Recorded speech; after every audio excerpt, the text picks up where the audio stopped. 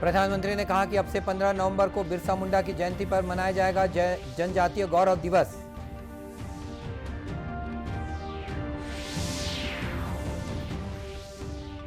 आज छत्तीसगढ़ राज्य स्थापना दिवस की 22वीं वर्षगांठ। राष्ट्रपति, राज्यपाल और मुख्यमंत्री ने दी बधाई।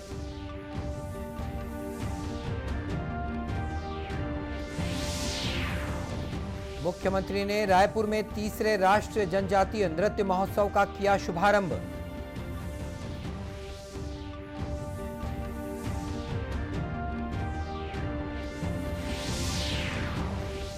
और प्रदेश में आज से समर्थन मूल्य पर धान खरीदी शुरू। इस वर्ष लगभग 110 लाख मीट्रिक टन धान के उपार्जन का अनुमान।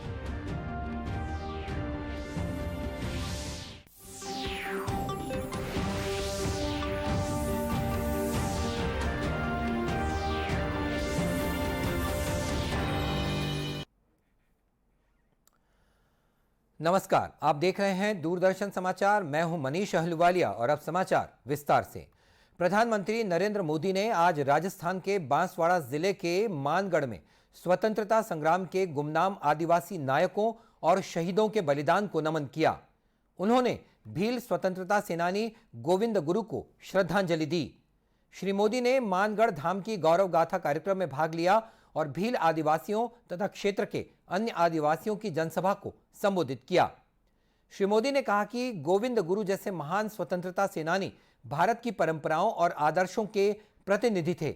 उन्होंने कहा कि भारत का अतीत, वर्तमान और भविष्य आदिवासी समुदाय के बिना पूरा नहीं होता। वो बोध आज भी उनकी धुनी के रूप में मानगढ़ धाम में अखंड रूप से प्रदीप्त हो रहा है। और उनकी संप सभा, देखिए शब्द भी कितना मार्मिक है। संप सभा, समाज के हर तबके में संप भाव पैदा हो, इसलिए उन्होंने संप सभा के आदर्श आज भी एकजुटता, प्रेम और भाईचारा की प्रेरणा दे रहे हैं। उनके भगत अनुयायी आज भी भारत की आध्यात्मिकता को आगे बढ़ा रहे हैं। प्रधानमंत्री ने कहा कि भारतीय स्वतंत्रता संग्राम के इतिहास के पन्ने आदिवासी लोगों की वीरता से भरे पड़े हैं, लेकिन आजादी के बाद के इतिहास में आदिवासी समुदाय के संघर्ष और बलिदान को उचित स्थान नहीं मिला। उन्होंने कहा कि 15 नवंबर को बिरसा मुंडा की जयंती पर जनजातीय गौरव दिवस मनाया जाएगा। उन्होंने आदिवासी समुदाय के कल्याण के लिए सरकार की कई पहलों का जिक्र भी इस अवसर पर किया। आज छत्तीसगढ़ राज्य स्थापना दिवस की 22वीं वर्षगांठ है। राष्ट्रपति द्रौपदी मुर्मू ने आंध्र प्रदेश, छत्तीसगढ़, हरियाणा, कर्नाटक, केरल, मध्य प्रदेश, पंजाब, लक्षद्वीप और पुदुच्चेरी के स्थापना दिवस पर बधाई दी है। ट्वीट संदेश में उन्होंने राज्यों और केंद्र शासित प्रदेशों के निवासियों की प्रगति और खुशहाली की कामना की है। राज्यपाल अनुसुईया उइके ने छत्तीसगढ़ राज्य स्थापना दिवस के अवसर पर प्रदेशवासियों को हार्दिक बधाई और शुभकामनाएं दी हैं। उन्होंने कहा कि छत्तीसगढ़ ने पिछले 22 वर्षों में हर क्षेत्र में प्रगति की है। राज्य स्थापना दिवस के अवसर पर हम सबको संकल्प लेना होगा, विशेषकर युवाओं को, कि अपने प्रदेश की विशेष पहचान बनाए रखने की दिशा में वे कार्य करेंगे और प्रदेश को उन्नति की राह पर ले जाने के लिए सद्भाव से एकजुट होकर प्रयास करेंगे।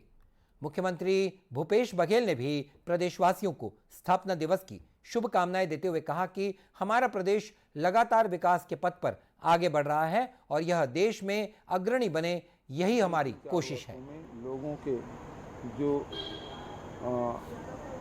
रोजगार है, शिक्षा है और संस्कृति है, इसको लेकर जो आगे बढ़े छत्तीसगढ़ में, तो निश्चित रूप से इस दिशा में आगे बढ़ेंगे तो छत्तीसगढ़ देश के अग्रणी राज्यों में शामिल होगा।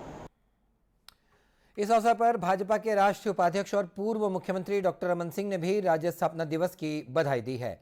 उन्होंने कहा कि छत्तीसगढ़ के 22 साल के विकास को वे स्वर्गीय अटल बिहारी वाजपेयी को समर्पित करते हैं और उसकी यात्रा और उस यात्रा को राज्योत्सव के इस महत्वपूर्ण अवसर पर मैं सबसे पहले इस 22 साल के विकास यात्रा को समर्पित करता हूं माननीय पूर्व प्रधानमंत्री अटल बिहारी वाजपेयी जी को, जिन्होंने छत्तीसगढ़ का निर्माण ही नहीं किया बल्कि आज यहाँ की प्रकृति, यहाँ की संस्कृति, यहाँ का विकास जो कुछ दिख रहा है वो अटल जी के सपनों का छत्तीसगढ़ जो उनकी कल्पना थी उसके अनुरूप किया है।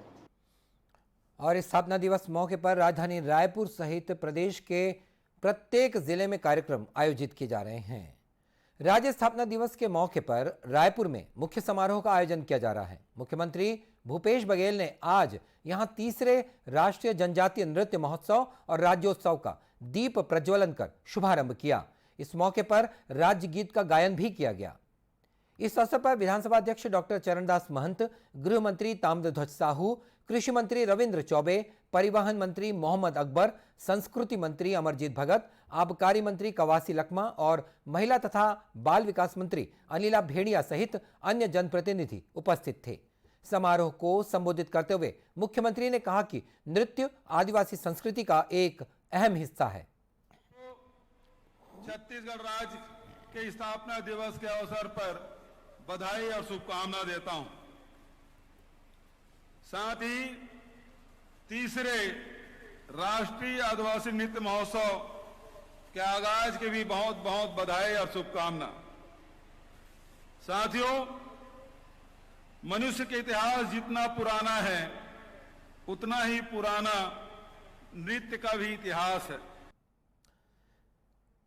इस दौरान मुख्यमंत्री ने पारंपरिक रूप से नगाड़ा बजाकर आदिवासी नृत्य महोत्सव का आगाज किया। उन्होंने राष्ट्रीय आदिवासी नृत्य महोत्सव की कॉफी टेबल बुक का विमोचन भी किया। 3 दिनों तक होने वाले नृत्य महोत्सव में देश विदेश के आदिवासी नर्तक दल अपनी संस्कृतियों के रंग बिखेरेंगे। इस समारोह में करीब 1500 कलाकार भाग ले रहे हैं।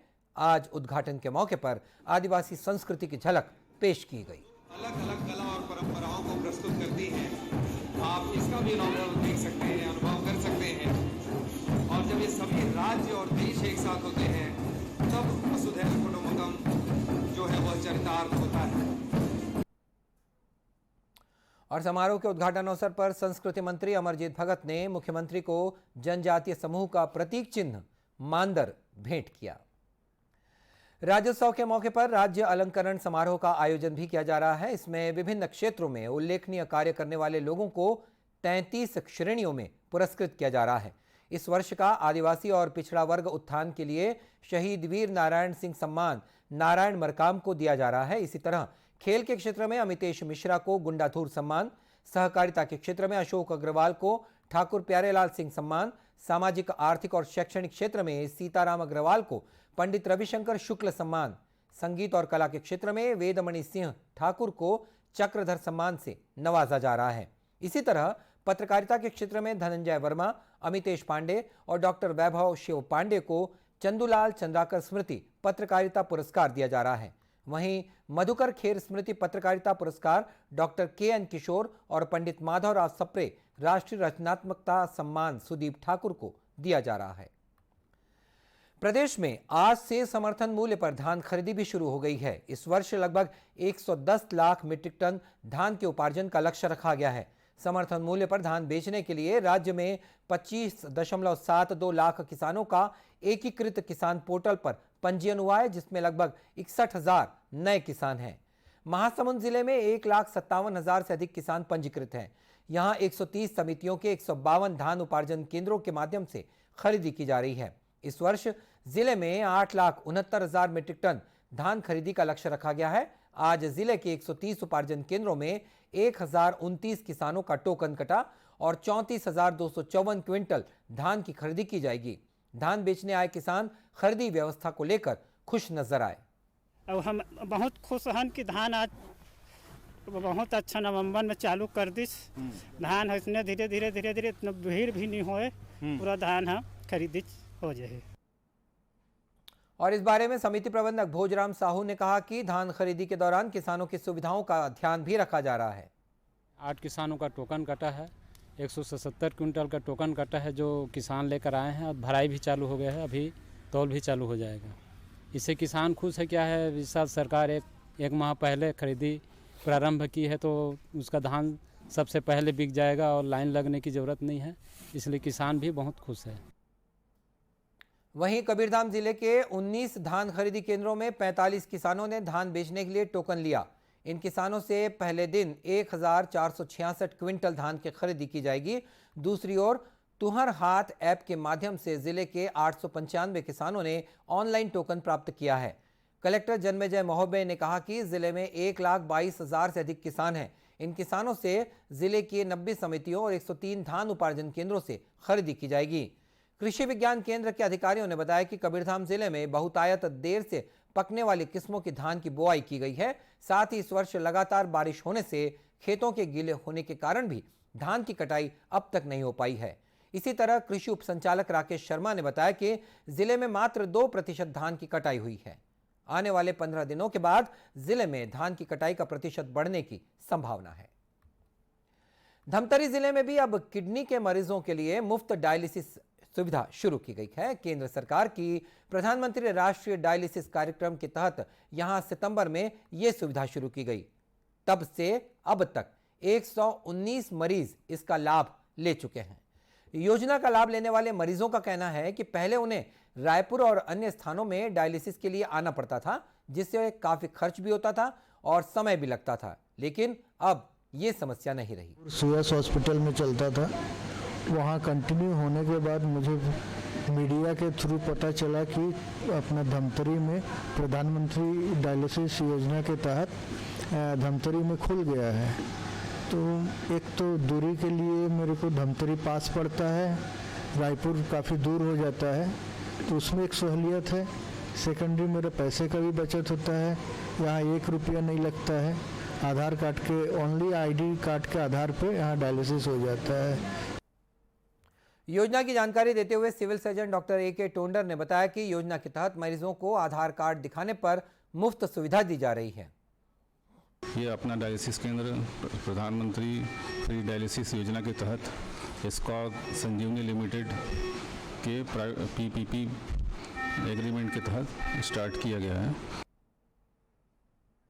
और इसी तरह केंद्र की ये योजना प्रदेश के अन्य जिलों में भी किडनी के मरीजों के लिए काफी मददगार साबित हो रही है। और अब कुछ खबरें जिलों से।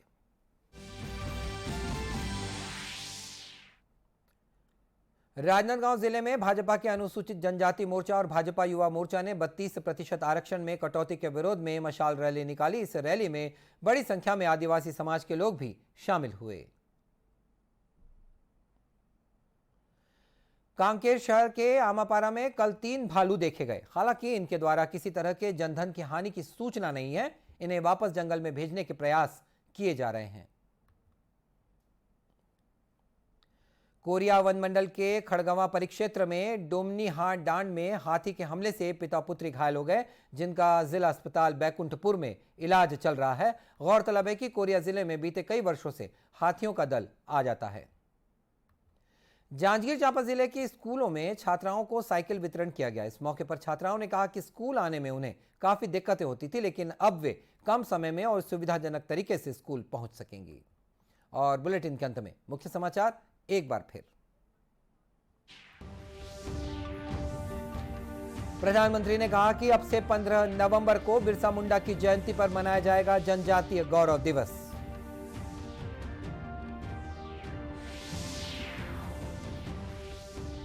आज छत्तीसगढ़ राज्य स्थापना दिवस की 22वीं वर्षगांठ। राष्ट्रपति, राज्यपाल और मुख्यमंत्री ने दी बधाई।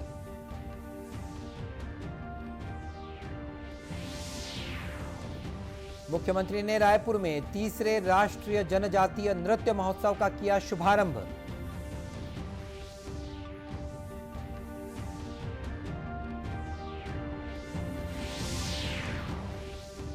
और प्रदेश में आज से समर्थन मूल्य पर धान खरीदी शुरू। इस वर्ष लगभग 110 लाख मीट्रिक टन धान के उपार्जन का अनुमान। इसी के साथ ये समाचार बुलेटिन समाप्त हुआ। नमस्कार।